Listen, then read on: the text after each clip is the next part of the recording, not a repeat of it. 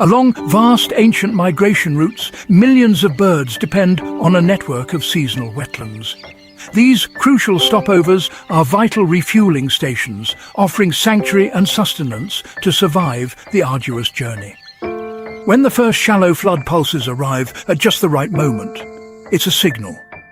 The dormant landscape stirs and the marsh slowly begins to wake up, unlocking a hidden world of life. Warm, shallow water triggers widespread seed germination and an explosive growth of invertebrates.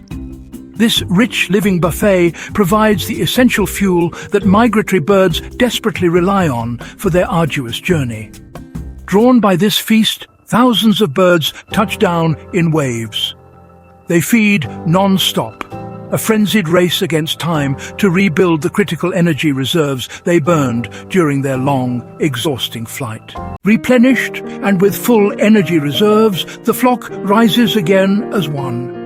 They are carried forward by an ancient instinct and a marsh perfectly designed by nature to fuel the next leg of their incredible continent-spanning journey.